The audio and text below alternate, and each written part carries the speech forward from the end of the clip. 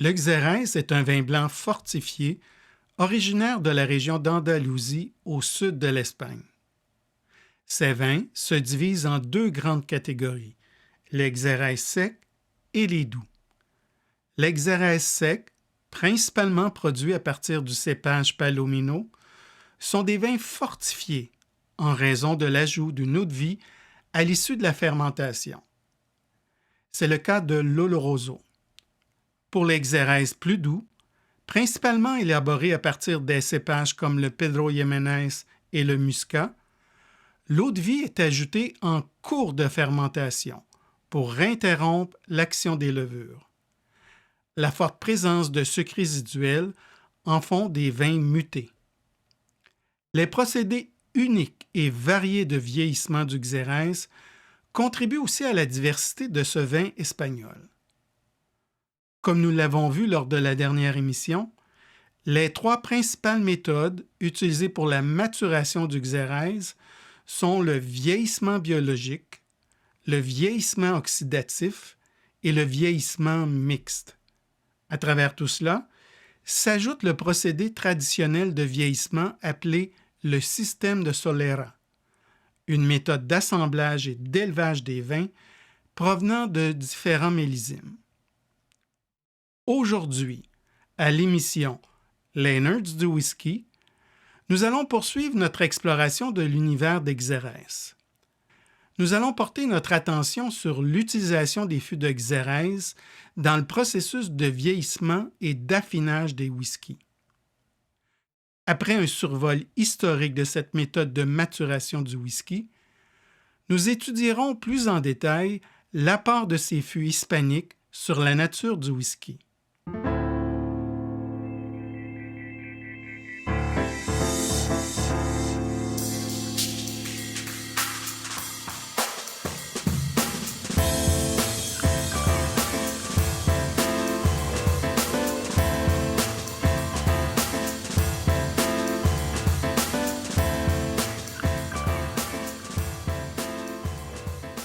L'utilisation des fûts de Xérès pour le vieillissement et l'affinage du whisky écossais remonte au 19e siècle, période à laquelle ce vin est devenu très populaire au Royaume-Uni.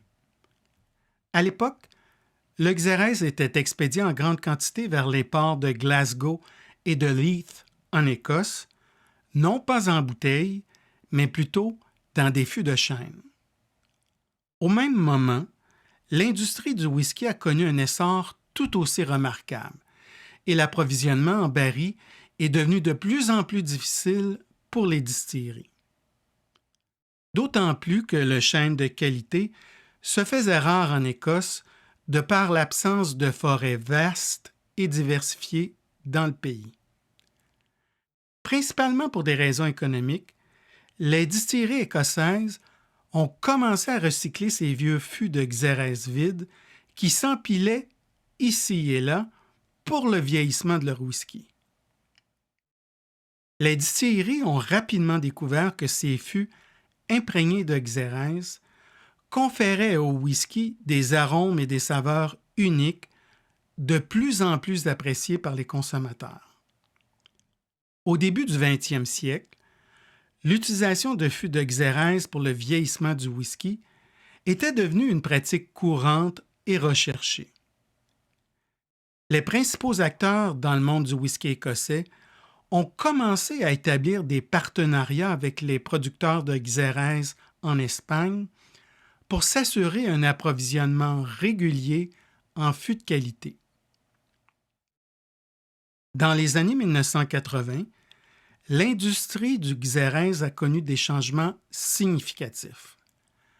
La demande de Xérès a diminué à l'échelle mondiale et les producteurs ont commencé à expédier leur vin en bouteilles plutôt qu'en fûts. Cela a entraîné une pénurie de fûts de Xérès pour l'industrie du whisky. Face à cette situation, de nombreuses distilleries ont dû s'adapter.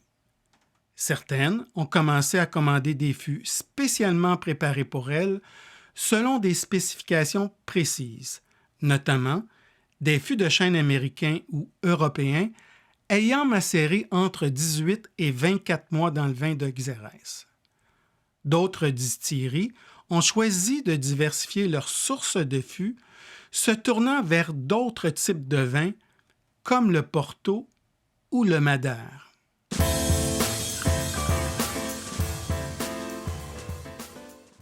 Les fûts de Xérès sont réputés pour donner de la vivacité et de l'intensité à la couleur d'un whisky.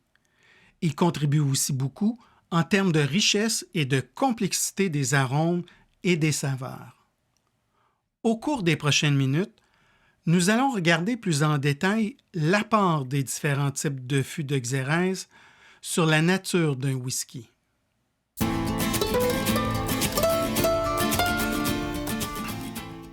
Les fûts de l'Oroso sont le type de barils les plus souvent utilisés pour le vieillissement du whisky écossais. 90% des fûts employés par les distilleries ont contenu de l'Oroso dans le passé. La maturation du spiritueux en fût de l'Oroso confère au whisky une couleur foncée tirant sur le ambre. Au plan aromatique, le whisky développe des arômes de noix, notamment la noisette, de fruits secs comme les raisins, les pruneaux, les dattes et les figues, de fruits confits et d'épices douces rappelant le temps des fêtes. Des notes de cuir peuvent aussi être perçues. En bouche, l'expérience devient riche et complexe avec l'ajout de saveurs intenses de pruneaux ou de figues, de fruits confits et d'épices. L'influence des fûts de l'Oroso ajoute de la structure et du corps au whisky, apportant une onctuosité et une rondeur au whisky.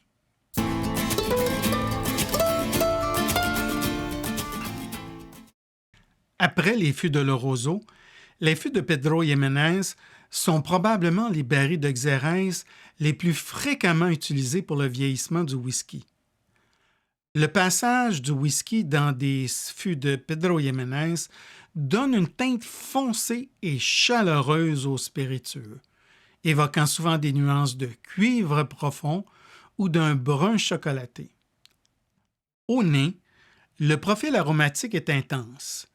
Les arômes sont dominés par des notes de raisins secs, de dattes, de figues, de pruneaux, de mélasse et de chocolat noir. Les whiskies vieillis dans ce type de fût sont souvent décrits comme ayant des parfums de dessert riches et sucrés. Au plan gustatif, le whisky est caractérisé par de douces notes de fruits confits, de miel, de caramel et de sucre brun. Ces fûts confèrent au whisky une douceur exubérante et une profondeur gourmande. En bouche, le spiritueux paraît particulièrement onctueux, voire sirupeux, ajoutant à la sensation de luxe et de richesse en bouche.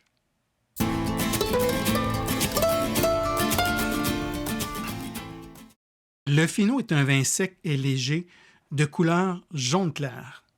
Par conséquent, le vieillissement en fût de Fino influence moins la coloration du whisky que les fûts de l'Oroso ou de Pedro Ximénez, par exemple. Les fûts ayant contenu du Fino apportent des arômes subtils de noisettes, d'amandes, de pommes vertes et de délicates notes florales ou d'herbes séchées. En bouche, l'influence du Fino se reconnaît par la présence de notes épicées, à la fois délicates et raffinées. Les fûts de Fino apportent aussi une légère salinité au spiritueux. La finale pour ce type de whisky est souvent sèche et nette.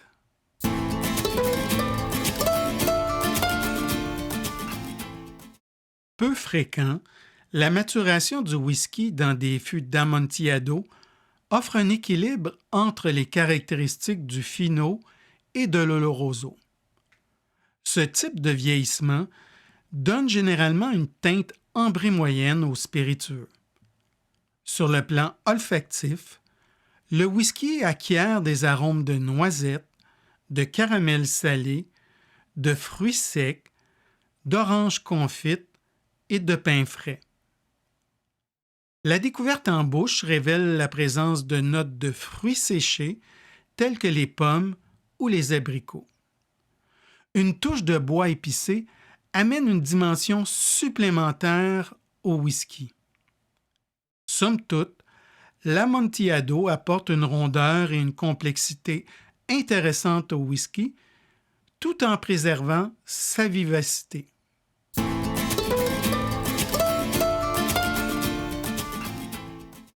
Aussi peu répandue, l'utilisation de fûts de Palo Cortado apporte au whisky une combinaison unique de finesse et de richesse. Le vieillissement de ce type de fût teinte légèrement le whisky d'une couleur ambrée. Au nez, le whisky gagne au plan aromatique avec des notes de noix grillées, d'oranges confites, de fruits secs, de tabac et de bois épicé. Le goût est complexe, mêlant la délicatesse du Fino à la richesse de l'Oloroso. Les fûts de Palo Cortado apportent une belle structure et une complexité en bouche.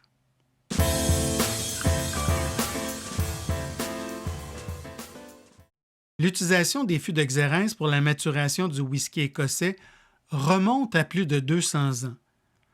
Le Xérès était transporté en fût de chêne vers l'Écosse, où les distilleries de whisky, en pleine expansion, commencèrent à les réutiliser par nécessité économique. Ces fûts conféraient au whisky des arômes et des saveurs uniques, rapidement appréciés. Au début du 20e siècle, cette pratique devint courante et les distilleries établirent des partenariats avec les producteurs de Xérès pour rassurer un approvisionnement régulier en fûts. Les fûts de Xérès influencent la couleur, la richesse et la complexité des arômes du whisky. Les fûts d'Oloroso, les plus couramment utilisés, donnent une couleur ambrée et des arômes de noix, de fruits secs, d'épices et de cuir.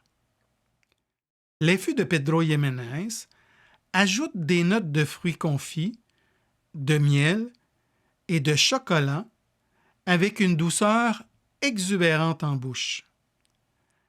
Les fûts de Fino apportent des arômes de noisettes, d'amandes, de pommes vertes ainsi qu'une finale sèche en bouche.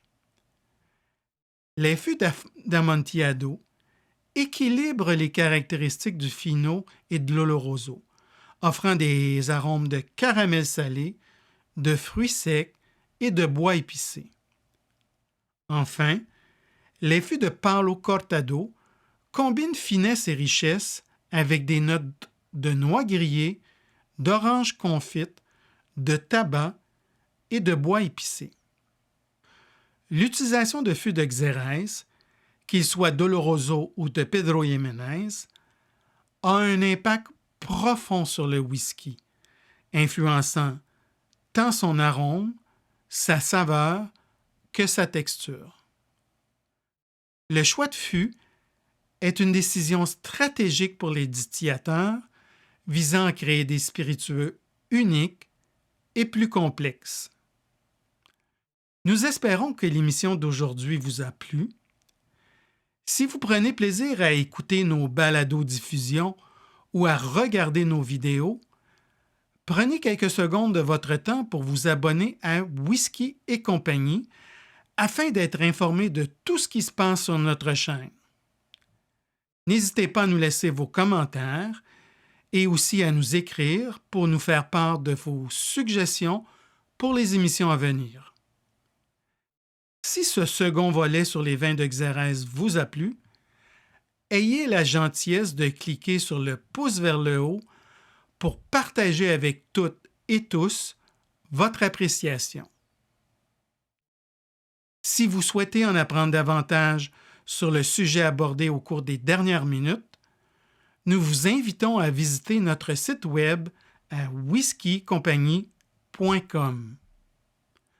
Sur ce, je vous souhaite une excellente semaine et nous avons bien hâte de vous revoir pour une prochaine émission de Whisky et compagnie.